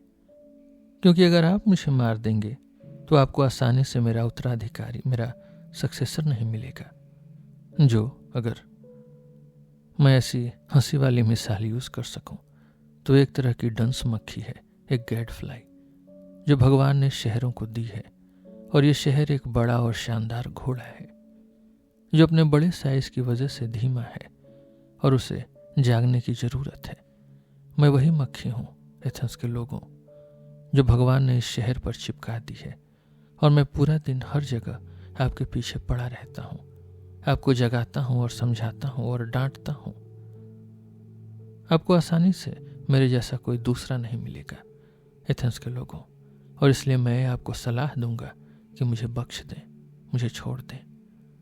मैं कह सकता हूं कि आप शायद गुस्से में हो, उस इंसान की तरह जिसे नींद से अचानक उठा दिया गया हो, और आप सोचते हैं कि आप आसानी से मुझे मार सकते हैं, जैसा एनिटस कहता है, और फिर आप अपनी बाकी जिंदगी सोते रहेंगे जब तक कि भगवान आपकी परवाह करके कोई दूसरी मक्खी न भेज दे। जब मैं कहता हूं कि मुझे भगवान ने आपको दिया है, तो मेरे मिशन का सबूत ये है एथेंस के लोगों, कि अगर मैं दूसरे लोगों जैसा होता तो मैं अपने सारे कामकाज को नजरअंदाज नहीं करता, या इन सारे सलाहों में उनकी लापरवाही को चुपचाप नहीं देखता और आपका काम नहीं करता। आपके पास एक एक करके एक पिता या बड़े भाई की तरह आकर आपको गुण, आपको वर्चू पर ध्यान देने के लिए समझाता नहीं रहता। ऐसा बर्ताव, मैं कहता हूं, इंसानी फितरत जैसा नहीं होता एथेंस के लोगों। अगर मुझे कुछ मिला होता या मेरी सलाह के पैसे मिले होते तो मेरा ऐसा करने का कोई मतलब बनता, लेकिन अब जैसा आप देख सकते हैं, मेरे आरोपी, मेरे एक्यूजर्स की बेशर्मी भी ये कहने की हिम्मत नहीं करती कि मैं कभी किसी से पैसे मांगे या लिए। इसका उनके पास कोई गवाह नहीं है, और मेरे पास मेरी बात का सच होने के काफी बड़े गवाह हैं, मेरी गरीबी। कोई शायद हैरान हो कि मैं अकेले में घूमकर सलाह देता हूं और दूसरों के मामलों में व्यस्त रहता हूं, लेकिन पब्लिक में आने और शहर को सलाह देने की हिम्मत नहीं करता। मैं आपको बताता हूं क्यों। आपने मुझे कई बार और कई जगह एक ओरेकल या एक निशान के बारे में बोलते हुए सुना है जो मुझे आता है, और ये वही दैवीय चीज है जिसका मेलेटस ने आरोप पत्र में मजाक उड़ाया है। ये निशान, जो एक तरह की आवाज है, पहली बार मुझे तब आना शुरू हुई जब मैं बच्चा था। ये हमेशा मुझे रोकती है, लेकिन कभी ऑर्डर नहीं देती कि मैं वो करूं जो मैं करने जा रहा हूं। यही वो चीज है जो मुझे पॉलिटिशियन बनने से रोकती है, और सही रोकती है। जैसा मैं सोचता हूँ, क्योंकि मुझे यकीन है एथेंस के लोगों कि अगर मैं पॉलिटिक्स में गया होता तो मैं बहुत पहले मर गया होता, और ना आपका कोई भला करता और ना अपना। और मेरी सच बात पर बुरा मत मानिएगा एथेंस के लोगों, क्योंकि सच ये है कि कोई भी आदमी जो आपसे या किसी भी भीड़ से लड़ता है और ईमानदारी से शहर में हो रहे बहुत से गैर कानूनी और गलत कामों का विरोध करता है, वो अपनी जान नहीं बचा पाएगा। जो सही के लिए लड़ेगा, अगर वो थोड़ी देर के लिए भी जीना चाहता है तो उसे एक प्राइवेट इंसान रहना होगा, पब्लिक नहीं। एथेंस के लोगों, मैं आपको अपनी बात का पक्का सबूत दे सकता हूं, सिर्फ शब्द नहीं बल्कि वो जिसे आप ज्यादा मानते हैं, काम, एक्शंस। मुझे अपनी जिंदगी का एक हिस्सा बताने दीजिए एथेंस के लोगों, जो आपको साबित करेगा कि मैं मौत के डर से कभी अन्याय, कभी इनजस्टिस के आगे नहीं झुका। और क्योंकि मैंने झुकने से मना कर दिया होता तो मैं उसी वक्त मर गया होता। मैं आपको अदालत की एक कहानी सुनाता हूं एथेंस के लोगों, शायद ज्यादा दिलचस्प न हो लेकिन फिर भी सच है। एथेंस के लोगों, मैंने सिर्फ एक ही सरकारी पद संभाला, वो था सेनेटर का। एंटियोचिस कबीले यानी ट्राइब, जो मेरा कबीला है, उसके पास उन जनरल्स के मुकदमे की प्रेसिडेंसी थी जिन्होंने एर्गुनोसेई की लड़ाई के बाद मरे हुए लोगों को नहीं उठाया था। और आपने उन सब पर एक साथ मुकदमा चलाने की बात की जो कानून के खिलाफ था, जैसा कि आप सब ने बाद में सोचा। लेकिन उस वक्त प्रेटेंस में मैं अकेला था जिसने इस गैर कानूनी काम का विरोध किया, और मैंने अपना वोट आपके खिलाफ दिया। और जब बोलने वालों ने मुझे दोषी ठहराने और गिरफ्तार करने की धमकी दी और आप चिल्लाए, तो मैंने फैसला किया कि मैं खतरा उठाऊंगा, कानून और न्याय का साथ दूंगा, बजाय इसके कि मैं आपके अन्याय में शामिल हो जाऊं, क्योंकि मैं जेल और मौत से डरता था। एथेंस के लोगों, ये डेमोक्रेसी, ये लोकतंत्र के दिनों में हुआ था। लेकिन जब द 30 की हुकूमत थी, ओलिगार्की थी, उन्होंने मुझे और 4 दूसरों को गोल कमरे में बुलाया और हमें सलामीर से लियोन को लाने का हुक्म दिया, क्योंकि वो उसे मारना चाहते थे। ये उस तरह के आदेशों का एक नमूना था जो वो हमेशा देते थे, ताकि जितने हो सके उतने लोगों को अपने गुनाहों में शामिल कर सकें। और तब मैंने दिखाया, सिर्फ शब्दों में नहीं बल्कि काम में, एथेंस के लोगों, कि अगर मैं ऐसा कह सकूं तो मुझे मौत की जरा भी परवाह नहीं थी। और मेरी सबसे बड़ी और अकेली चिंता ये थी कि मैं कोई गलत या अपवित्र, कोई अनहोली काम न करूं, क्योंकि उस अत्याचारी ताकत का डर मुझे गलत काम करने पर मजबूर नहीं कर सका। और जब हम उस गोल कमरे से बाहर आए तो बाकी 4 सलामीज गए और लियोन को ले आए, लेकिन मैं चुपचाप घर चला गया, जिसके लिए मैं अपनी जान खो सकता था अगर द 30 की ताकत उसके कुछ देर बाद ही खत्म न हो गई होती। और बहुत से लोग मेरी इन बातों के गवाह बनेंगे। अब क्या आप सच में सोचते हैं कि मैं इतने साल जिंदा रह पाता एथेंस के लोगों, अगर मैं पब्लिक लाइफ जीता और एक अच्छे आदमी की तरह हमेशा सही का साथ देता और न्याय को सबसे पहले रखता, जैसा मुझे रखना चाहिए था? नहीं एथेंस के लोगों, न मैं और न ही कोई और आदमी, लेकिन मैं अपने हर काम में हमेशा एक जैसा रहा हूं, पब्लिक में भी और प्राइवेट में भी। और मैंने कभी भी उन लोगों के आगे घुटने नहीं टेके जो झूठे तौर पर मेरे डिसाइपल कहे जाते हैं, मेरे चेले, और न ही किसी और के आगे। ऐसा नहीं है कि मेरे कोई पक्के चेले नहीं हैं, कोई डिसाइपल नहीं है, लेकिन अगर कोई आना चाहता है और मुझे सुनना चाहता है जब मैं अपना मिशन पूरा कर रहा होता हूं, चाहे वो जवान हो या बूढ़ा, उसे रोका नहीं जाता। और नहीं मैं सिर्फ उनसे बात करता हूं जो पैसे देते हैं, बल्कि कोई भी, चाहे अमीर हो या गरीब, मुझसे पूछ सकता है और जवाब दे सकता है और मेरी बातें सुन सकता है। और चाहे वो बुरा आदमी निकले या अच्छा, दोनों में से किसी भी नतीजे का दोष मुझे नहीं दिया जा सकता, क्योंकि मैं कभी किसी को कुछ नहीं सिखाया और नहीं सिखाने का दावा किया। और अगर कोई कहता है कि उसने मुझसे अकेले में कुछ ऐसा सीखा या सुना है जो पूरी दुनिया ने नहीं सुना, तो मैं आपको बता दूं कि वो झूठ बोल रहा है एथेंस के लोगों। लेकिन मुझसे पूछा जाएगा एथेंस के लोगों कि लोग तुम्हारे साथ लगातार बात करने में खुशी क्यों महसूस करते हैं। मैं आपको पहले ही बता चुका हूं एथेंस के लोगों, इस मामले का पूरा सच कि उन्हें समझदारी का दिखावा करने वाले लोगों से सवाल जवाब सुनना अच्छा लगता है। मेरी क्रॉस एग्जामिनेशन अच्छी लगती है, इसमें मजा आता है। अब दूसरे लोगों से सवाल जवाब करने का यह फर्ज मुझ पर भगवान ने डाला है और यह मुझे ओरेकल, सपनों और हर उस तरीके से बताई गई है जिस तरीके से दैवी शक्ति की मर्जी किसी को बताई जा सकती है। यह सच है एथेंस के लोगों, और अगर सच न होता तो जल्दी ही गलत साबित हो जाता। अगर मैं नौजवानों को बिगाड़ रहा हूं या बिगाड़ चुका हूं तो उनमें से जो अब बड़े हो गए हैं और समझदार हो गए हैं कि मैंने उन्हें जवानी में बुरी सलाह दी थी, उन्हें आगे आना चाहिए था, आरोपी बनकर, एक्यूजर्स बनकर, और अपना बदला लेना चाहिए था। या अगर वो खुद नहीं आना चाहते तो उनके रिश्तेदार, पिता, भाई या दूसरे संबंधियों को कहना चाहिए था कि उनके परिवार ने मेरे हाथों क्या बुराई झेली है। अब उनका वक्त है। मैं उनमें से बहुतों को कोर्ट में देख रहा हूं। वहां क्रीटो है जो मेरी ही उम्र का है और मेरी ही जगह का है, और वहां क्रिटोबुलस है, उसका बेटा, जिसे मैं देख रहा हूं। फिलिजेनियस है स्फेटियस का, जो एस्चिन्स का पिता है, वो मौजूद है, और सिफिसस का एंटीफन भी है जो एपिजीन्स का पिता था, और उन लोगों के भाई हैं जो मेरे साथ रहे हैं। वहां निकोस्ट्रॉस है, थियोसडोटिस का बेटा और थियोडोटस का भाई। अब थियोडोटस खुद मर चुका है, इसलिए वो उसे रोकने की कोशिश नहीं करेगा।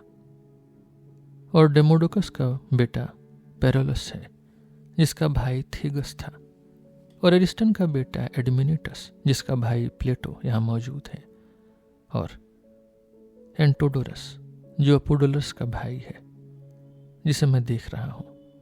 मैं और भी बहुत से लोगों का नाम ले सकता हूं एथेंस के लोगों, जिनमें से कुछ को मिलेटस को अपने स्पीच में गवाह के तौर पर पेश करना चाहिए था, और उसे अभी भी उन्हें पेश करने दो।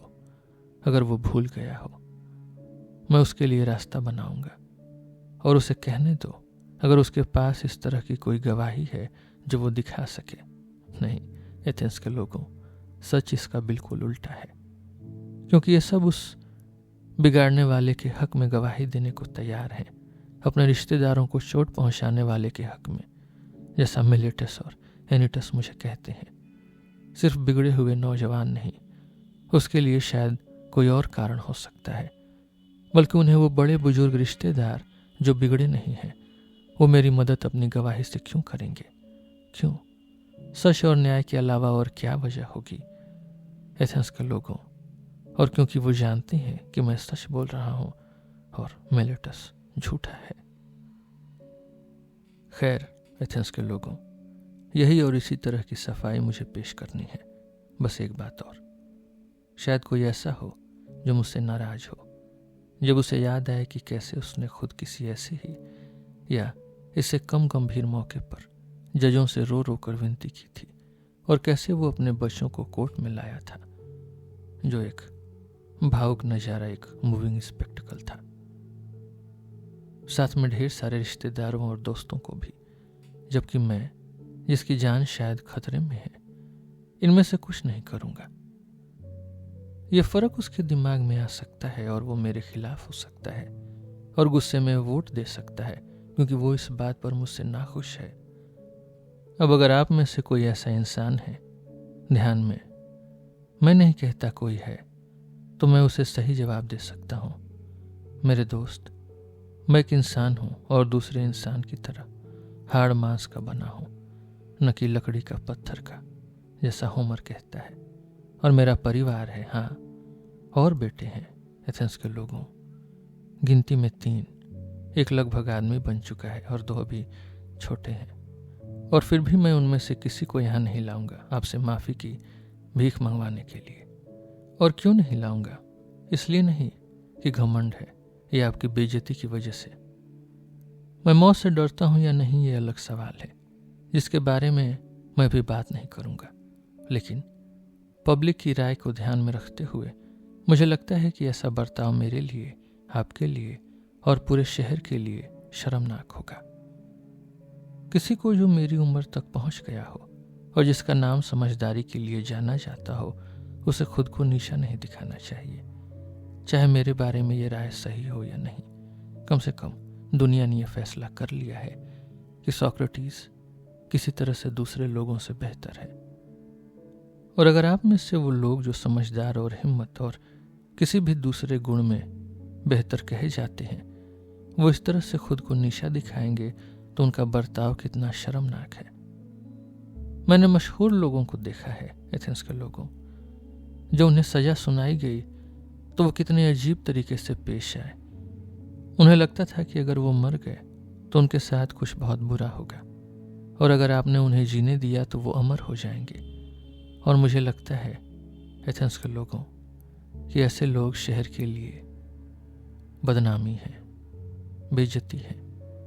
और कोई भी परदेसी आकर उनके बारे में कहेगा कि एथेंस के सबसे खास लोग, जिन्हें एथेनियंस खुद इज्जत और ताकत देते हैं, वो औरतों से बेहतर नहीं है। और मैं कहता हूं कि ये चीज़ें हम में से उन्हें नहीं करनी चाहिए जिनकी कोई इज्जत है, कोई रेपुटेशन है। और अगर वो करते हैं तो आपको उन्हें इज्जत नहीं देनी चाहिए एथेंस के लोगों, बल्कि आपको दिखाना चाहिए कि आप उस आदमी को सजा देने के लिए ज़्यादा तैयार हैं जो रोना धोना करता है और शहर का मजाक बनाता है, बजाय उसके जो शांत रहता है। लेकिन पब्लिक की राय को एक तरफ रखते हुए जज से कोई फेवर मांगना और इस तरह माफ़ी पा लेना गलत लगता है, बजाय उसे जानकारी देने और मनाने के, क्योंकि उसका फर्ज न्याय का तोहफा देना नहीं है, बल्कि फैसला सुनाना है। और उसने कसम खाई है कि वो कानून के हिसाब से फैसला करेगा, न कि अपनी मर्जी और खुशी से। और हमेशा आपको इस झूठी कसम की आदत डालने के लिए बढ़ावा नहीं देना चाहिए एथेंस के लोगों, और नहीं आपको लेना चाहिए। इसमें कोई धर्म नहीं हो सकता। तो मुझसे वो करने की उम्मीद मत करिए जो मैं शर्मनाक और अधर्मी और गलत मानता हूं, खासकर अब जब मुझ पर मिलेटस का आरोप पर अधर्म का मुकदमा चल रहा है।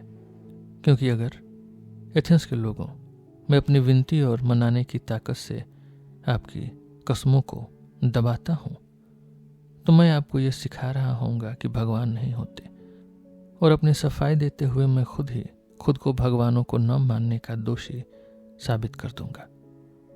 लेकिन ऐसा नहीं है, बिल्कुल अलग है। क्योंकि मैं मानता हूं कि भगवान है, और उनसे कहीं ज्यादा ये बात मानता हूं कि भगवान है जिन्होंने मेरे ऊपर आरोप लगाए हैं। और आप पर और भगवान पर मैं अपना मामला छोड़ता हूं कि वही फैसला हो जो आपके और मेरे लिए सबसे अच्छा हो एथेंस के लोगों। बहुत से कारण हैं कि मैं दुखी नहीं हूं एथेंस के लोगों। इस सजा के वोट पर मुझे इसकी उम्मीद थी, और मैं बस इस बात से हैरान हूं कि वोट बराबर होने के कितने करीब हैं, क्योंकि मैंने सोचा था कि मेरे खिलाफ मेजोरिटी कहीं ज्यादा बड़ी होगी। लेकिन अब अगर 30 वोट दूसरी तरफ चले जाते तो मैं बरी हो जाता, और मैं कह सकता हूं, मुझे लगता है एथेंस के लोगों, कि मैं मिलेटस से बच निकला हूं। मैं और भी कह सकता हूं, क्योंकि एनीटस और लीकन की मदद के बिना कोई भी देख सकता है कि उसके पास वोट का 5वां हिस्सा भी नहीं आता, जैसा कानून मांगता है। और इस हालत में उसे 1000 ड्रेशमेई का जुर्माना भरना पड़ता, और इसलिए वो सजा के तौर पर मौत की मांग करता है। और मैं अपनी तरफ से क्या मांग रखूं एथेंस के लोगों? साफ है, वही जो मेरा हक है। और मेरा हक क्या है? उस आदमी को क्या बदला मिलना चाहिए जिसने अपनी पूरी जिंदगी में कभी आराम करने की नहीं सोची, बल्कि उस चीज की लापरवाही की जिसकी बहुत लोग परवाह करते हैं, दौलत और इंटरेस्ट की, फौजी अफसारी की, और सभा में बोलना, सरकारी पद, साजिशें और पार्टियां। ये सोचते हुए कि मैं पॉलिटिशियन बनने और जिंदा रहने के लिए जरूरत से ज्यादा ईमानदार आदमी था, मैं वहां नहीं गया जहां मैं आपका या अपना कोई भला नहीं कर सकता था एथेंस के लोगों, बल्कि जहां मैं अकेले में आप में से हर एक का भला, सबसे बड़ा भला कर सकता था, मैं वहां गया एथेंस के लोगों, और आप में से हर एक को मनाने की कोशिश की कि उसे अपने आप पर ध्यान देना चाहिए और अपने निजी फायदों को देखने से पहले गुण यानी वर्चू और समझ को ढूंढना चाहिए, और शहर के फायदों को देखने से पहले शहर को देखना चाहिए एथेंस के लोगों। और यही वो क्रम होना चाहिए, यही वो ऑर्डर होना चाहिए जो वो अपने हर काम में अपनाए।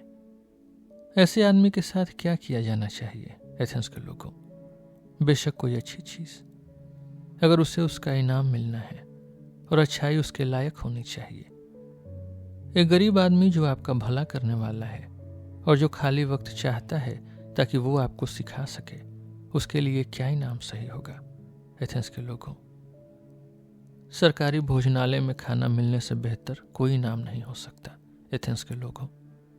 एक ऐसा इनाम जिसका वो उस नागरिक से कहीं ज्यादा हकदार है जिसने ओलंपिया में घोड़े या रथ की रेस में इनाम जीता हो, चाहे रथ 2 घोड़े खींच रहे हों या बहुत सारे, क्योंकि मैं जरूरत में हूं और उसके पास काफी है, और वो सिर्फ आपको खुशी का दिखावा देता है और मैं आपको सच्चाई देता हूं एथेंस के लोगों। और अगर मुझे सजा का सही अंदाजा लगाना है तो मैं कहूंगा कि भोजनालय में खाना ही सही बदला है। शायद आप सोचते हैं कि मैं अब जो कह रहा हूं उसमें आपको चुनौती दे रहा हूं, जैसे मैंने आंसुओं पर प्रार्थनाओं के बारे में पहले कहा था, लेकिन ऐसा नहीं है एथेंस के लोगों। मैं इसलिए बोल रहा हूं क्योंकि मुझे यकीन है कि मैंने कभी जानबूझकर किसी के साथ गलत नहीं किया, हालांकि मैं आपको मना नहीं सकता। वक्त बहुत कम था। अगर एथेंस में कोई कानून होता जैसा दूसरे शहरों में है कि मौत की सजा का फैसला 1 दिन में नहीं होना चाहिए, तो मुझे यकीन है कि मैं आपको मना लेता। लेकिन मैं एक पल में बड़ी बदनामियों को गलत साबित नहीं कर सकता एथेंस के लोगों, और क्योंकि मुझे यकीन है कि मैंने कभी दूसरे के साथ गलत नहीं किया, मैं पक्का अपने साथ गलत नहीं करूंगा। मैं अपने बारे में ये नहीं कहूंगा एथेंस के लोगों कि मैं किसी बुराई का हकदार हूं या कोई सजा कोई प्रपोज करूंगा। मैं क्या करूं, मैं क्यों करूं? इसलिए क्योंकि मैं मौत की सजा से डरता हूं जो मिलिटस चाहता है। जब मैं नहीं जानता कि मौत अच्छी है या बुरी, तो मैं ऐसी सजा क्यों मांगूं जो पक्का बुरी होगी? क्या मैं कैद कहूं और मैं जेल में क्यों रहूं और साल के अधिकारियों द 11 का गुलाम क्यों बनूं? या क्या सजा जुर्माना हो और जब तक जुर्माना न दिया जाए तब तक कैद? इसमें वही परेशानी है। मुझे जेल में पड़े रहना पड़ेगा क्योंकि मेरे पास पैसे नहीं हैं और मैं दे नहीं सकता। और अगर मैं देश निकाला कहूं, और शायद यही वो सजा है जो आप तय करेंगे, तो मैं वाकई जिंदगी के प्यार में अंधा हो जाऊंगा। अगर मैं इतना ना समझ हूं कि यह उम्मीद करूं कि जब आप जो मेरे अपने नागरिक हैं मेरे स्पीच और शब्दों को बर्दाश्त नहीं कर सकते और उन्हें इतना दुखदाई और बुरा मानते हैं कि आप उन्हें और नहीं चाहते, तो दूसरे लोग मुझे बर्दाश्त करेंगे? नहीं एथेंस के लोगों, ये संभव नहीं है। और मैं कैसी जिंदगी जीऊंगा अपनी उम्र में, शहर से शहर भटकते हुए, हमेशा अपना देश निकाला बदलते हुए और हमेशा बाहर निकाले जाते हुए, क्योंकि मुझे पूरा यकीन है कि मैं जहां भी जाऊंगा वहां यहीं की तरह नौजवान मेरे पास आएंगे, और अगर मैं उन्हें भगा दूंगा तो उनके बड़े मुझे उनके कहने पर बाहर निकाल देंगे, और अगर मैं उन्हें आने दूंगा एथेंस के लोगों, तो उनके पिता और दोस्त मुझे उनके खातिर बाहर निकाल देंगे। कोई कहेगा, हाँ सोक्रेटिस, लेकिन क्या तुम अपनी जबान बंद नहीं रख सकते और फिर तुम किसी परदेसी शहर में जा सकते हो और कोई तुम्हें परेशान नहीं करेगा? अब मुझे आपको मेरा जवाब समझने में बड़ी मुश्किल हो रही है ना एथेंस के लोगों? क्योंकि अगर मैं आपसे कहूं कि जैसा आप कह रहे हैं वैसा करना भगवान की बात न मानना होगा, और इसलिए मैं अपनी जबान बंद नहीं रख सकता। तो आप मानेंगे नहीं कि मैं गंभीर हूँ, मैं सीरियस हूँ। और अगर मैं फिर कहूँ कि रोजाना गुण, रोजाना वर्चू के बारे में बात करना और उन दूसरी चीज़ों के बारे में जिनके बारे में आप मुझे खुद को और दूसरों को परखते हुए सुनते हैं, इंसान का सबसे बड़ा भला है एथेंस के लोगों, और कि बिना परखी हुई चीज़ जिंदगी जीने लायक नहीं है, तो आप मेरा यकीन और भी कम करेंगे एथेंस के लोगों। फिर भी मैं जो कह रहा हूं वो सच है, हालांकि आपको मनाना मेरे लिए मुश्किल है एथेंस के लोगों। साथ ही मुझे कभी ये सोचने की आदत नहीं रही कि मैं किसी नुकसान का हकदार हूं। अगर मेरे पास पैसे होते तो मैं उतने का अंदाजा लगाता जितना मैं दे सकता था, और मेरा ज़्यादा नुकसान न होता, लेकिन मेरे पास नहीं है, और इसलिए मुझे आपसे कहना पड़ेगा कि जुर्माना मेरी हैसियत के हिसाब से रखें। खैर, शायद मैं एक मीना दे सकता हूँ, और इसलिए मैं वो सज़ा प्रपोज करता हूँ। प्लेटो, क्रिटोबुलस और अपोलोडोरस मेरे दोस्त यहाँ हैं। मुझे कह रहे हैं कि मैं 30 महीने कहूँ और वो जमानती बनेंगे, तो 30 महीने की सज़ा होने दो, जिस रकम की वो आपके लिए पुख्ता सिक्योरिटी देंगे। ज़्यादा वक्त नहीं मिलेगा एथेंस के लोगों। उस बदनाम नाम के बदले जो आपको शहर की बुराई करने वालों से मिलेगी, जो कहेंगे कि आपने सोक्रेटिस को मार दिया, एक समझदार आदमी को, क्योंकि वो मुझे समझदार कहेंगे भले ही मैं समझदार नहीं हूं। जब वो आप पर इल्ज़ाम लगाना चाहेंगे तब अगर आपने थोड़ी देर इंतज़ार किया होता तो आपकी इच्छा कुदरती तौर पर पूरी हो गई होती, क्योंकि मैं उम्र में काफ़ी आगे बढ़ चुका हूं, जैसा आप देख सकते हैं, और मौत से ज़्यादा दूर नहीं हूं।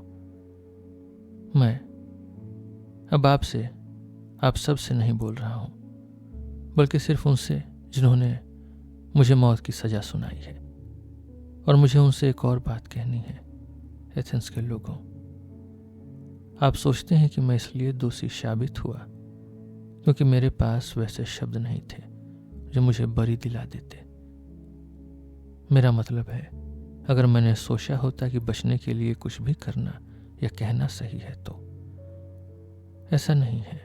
वो कमी जिसकी वजह से मैं दोषी साबित हुआ वो शब्दों की नहीं थी, बिल्कुल नहीं एथेंस के लोगों, बल्कि मुझ में वो हिम्मत या बेशर्मी या इच्छा नहीं थी कि मैं आपसे वैसा बोलूं जैसा आप चाहते थे कि मैं करूं।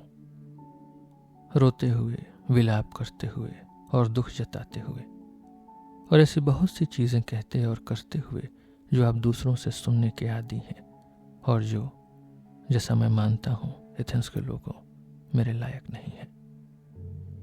मैंने उस वक्त सोचा था कि खतरे में होने पर मुझे कोई भी घटिया या नीचे दर्जे का काम नहीं करना चाहिए, और न ही अब मैं अपनी सफाई के तरीके पर पछताता हूं एथेंस के लोगों।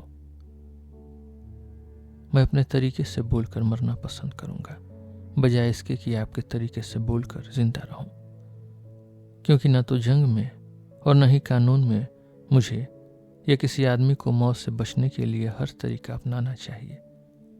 जंग में अक्सर इसमें कोई शक नहीं होता कि अगर कोई आदमी अपने हथियार फेंक दे और अपने पीछा करने वालों के आगे घुटने टेक दे तो वो मौत से बच सकता है।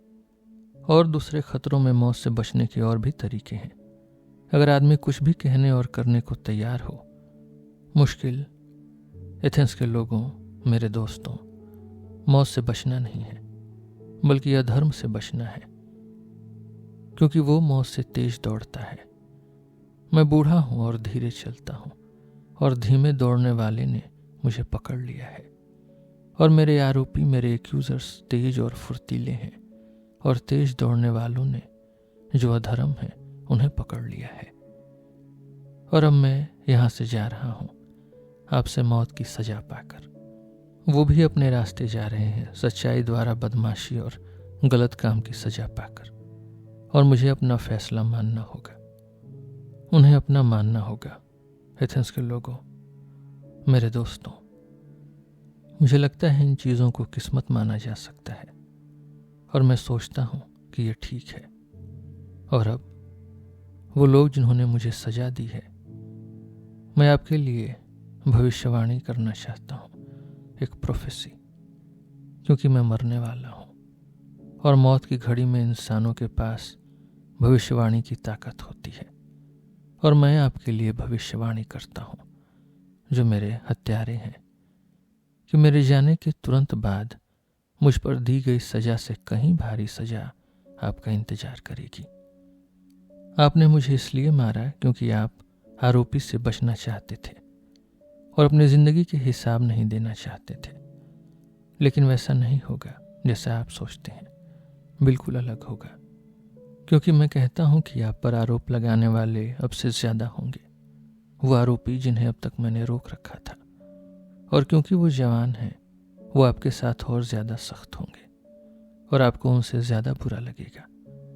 अगर आप सोचते हैं कि लोगों को मारकर आप किसी को अपनी बुरी जिंदगी की बुराई करने से रोक सकते हैं, तो आप गलत हैं।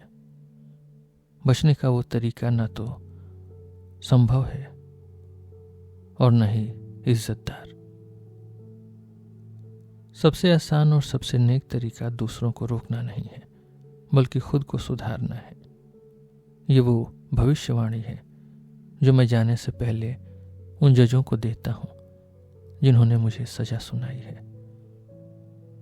दोस्तों, जिन्होंने मुझे बरी किया होता, मैं आपसे भी उस चीज के बारे में बात करना चाहूंगा जो हुई है। जब तक अधिकारी व्यस्त हैं और उस जगह जाने से पहले जहां मुझे मरना है, तो थोड़ी देर रुकिए, क्योंकि हम एक दूसरे से बात कर सकते हैं जब तक वक्त है। आप मेरे दोस्त हैं और मैं आपको इस घटना का मतलब दिखाना चाहता हूं जो मेरे साथ हुई है, मेरे असली जजों, मेरे दोस्तों, क्योंकि आपको मैं सच में जज कह सकता हूं। मैं आपको एक अद्भुत बात बताना चाहता हूं। अब तक वो दैवी शक्ति, वो डिवाइन फैकल्टी जिसका सोर्स वो अंदरूनी ओरेकल है, लगातार मुझे छोटी छोटी बातों में भी विरोध करने की आदत रखती थी अगर मैं किसी मामले में कोई गलती करने वाला होता था। और अब जैसा आप देख रहे हैं, मुझ पर वो आ पड़ी है जिसे समझा जा सकता है और आमतौर पर माना जाता है आखिरी और सबसे बड़ी बुराई। लेकिन ओरेकल ने विरोध का कोई इशारा नहीं किया, न तब जब मैं सुबह अपना घर छोड़ रहा था, न तब जब मैं कोर्ट के रास्ते में था, और न ही तब जब मैं बोल रहा था किसी भी बात पर जो मैं कहने वाला था। और फिर भी मुझे अक्सर स्पीच के बीच में रोका गया है। लेकिन अब किसी भी चीज में जो मैंने कही, ओरेकल ने मेरा विरोध नहीं किया। इस खामोशी की क्या वजह मैं समझता हूं,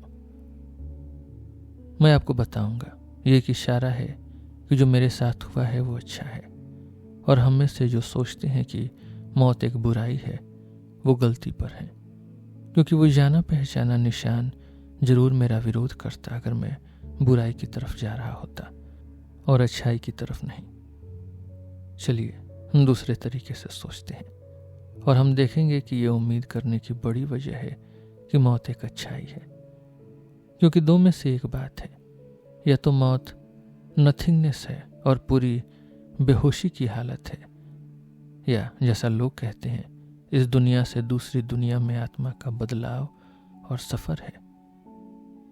दोस्तों, अब अगर आप मानते हैं कि कोई होश नहीं रहता, बल्कि एक नींद जैसी है उस आदमी की नींद की तरह जो सपने से भी परेशान नहीं होता, तो मौत एक बड़ा फायदा होगी। क्योंकि अगर कोई इंसान उस रात को चुने जिसमें उसकी नींद सपनों से भी खराब नहीं हुई थी, और इसकी तुलना अपनी जिंदगी के बाकी दिन और रातों से करे, और फिर हमें बताए कि उसने अपनी जिंदगी में कितने दिन और रातें इससे बेहतर और ज्यादा खुशी से बिताए, तो मुझे लगता है कि कोई भी आदमी, मैं किसी आम आदमी की बात नहीं करूंगा, बल्कि महान राजा भी ऐसी बहुत से दिन या रातें नहीं ढूंढ पाएगा जब दूसरों से तुलना की जाए। अब अगर मौत ऐसी है, तो मैं कहता हूं कि मरना फायदा है, क्योंकि अनंत काल तक, एटर्निटी तक सिर्फ एक रात जैसा है। लेकिन अगर मौत दूसरी जगह का सफर है और वहां, जैसा लोग कहते हैं, सारे मरे हुए लोग रहते हैं तो इससे बड़ा क्या भला हो सकता है। मेरे दोस्तों और मेरे सच्चे जजों, अगर सच में जब यात्री नीचे की दुनिया में पहुंचता है वो इस दुनिया के न्याय के प्रोफेसर से छुटकारा पा लेता है और उन सच्चे जजों को पाता है जो वहां फैसला सुनाते हैं, मिनस और एडमेंथस और एकस और ट्रिप्टोलेमस और भगवान के दूसरे बेटे जो अपनी जिंदगी में नेक थे, तो वो यात्रा करने लायक होगी। एक आदमी क्या नहीं दे देगा अगर वो ऑर्फियस और मुसेव और हेसियोड और होमर से बात कर सके। नहीं, अगर ये सच है तो मुझे बार बार मरने दो। मुझे खुद भी पेलेमिडीज और टेलेमन के बेटे एजेक्स और किसी भी दूसरे पुराने नायक से मिलने और बात करने में बड़ा मजा आएगा जो गलत फैसले की वजह से मरे, मेरे दोस्तों। और मुझे लगता है कि अपने दुखों की तुलना उनके दुखों से करने में कोई कम खुशी नहीं होगी। सबसे ऊपर मैं तब अपने सच्ची और झूठे ज्ञान की खोज जारी रख पाऊंगा, जैसे इस दुनिया में वैसे ही अगली में, और मैं पता लगाऊंगा कि कौन समझदार है और कौन समझदार होने का दिखावा करता है और है नहीं। एक आदमी क्या नहीं दे देगा, मेरे दोस्तों, मेरे सच्चे जजों, उस महान ट्रोजन एक्सपेडिशन के नेता की जांच करने के लिए, या ओडेसियस या सिसिफस या अनगिनत दूसरे लोग, आदमी और औरत भी, उनसे बात करने और उनसे सवाल पूछने में कितना मजा होगा। दूसरी दुनिया में वो सवाल पूछने के लिए आदमी को मौत की सजा नहीं देते, बिल्कुल नहीं, क्योंकि हमसे ज्यादा खुश होने के अलावा वो अमर होंगे अगर जो कहा जाता है वो सच है तो। इसलिए दोस्तों, मेरे सच्चे जजों, मौत के बारे में खुश रहो और ये पक्का जानो कि एक अच्छे आदमी के साथ वो बुराई नहीं हो सकती, न जिंदगी में और न मौत के बाद। उसे और उसके अपनों को भगवानों द्वारा नजरअंदाज नहीं किया जाता, और नहीं मेरा अपना अंत सिर्फ इत्तेफाक से आया है, बल्कि मैं साफ देख रहा हूं कि वो वक्त आ गया था जब मेरे लिए मरना और परेशानी से छुटकारा पाना बेहतर था। इसलिए ओरेकल ने कोई इशारा नहीं दिया। इसी वजह से दोस्तों, मैं मुझे सजा देने वालों से या अपने आरोपियों से नाराज नहीं हूं। उन्होंने मुझे कोई नुकसान नहीं पहुंचाया, हालांकि उनका मतलब मेरा भला करना नहीं था, और इसके लिए मैं उन्हें हल्का सा दोष दे सकता हूं। फिर भी मुझे उनसे एक फेवर मांगना है। जब मेरे बेटे बड़े हो जाएं तो मैं आपसे कहूंगा मेरे दोस्तों कि उन्हें सजा देना, और मैं चाहता हूं कि आप उन्हें वैसे ही परेशान करें जैसे मैंने आपको परेशान किया। अगर वो दौलत या किसी और चीज की परवाह गुण या वर्चू से ज्यादा करें, या अगर वो कुछ होने का दिखावा करें जब वो असल में कुछ नहीं है, तो उन्हें डांटिएगा जैसे मैंने आपको डांटा, उस चीज की परवाह करने के लिए जिसकी उन्हें परवाह नहीं करनी चाहिए, और ये सोचने के लिए कि वो कुछ हैं जब वो असल में कुछ नहीं है। और अगर आप ऐसा करेंगे तो मुझे और मेरे बेटों दोनों को आपके हाथों न्याय मिल जाएगा। जाने का वक्त आ गया है और हम अपने अपने रास्ते जा रहे हैं, मैं मरने के लिए और आप जीने के लिए। कौन सा बेहतर है ये सिर्फ भगवान जानता है। अलविदा।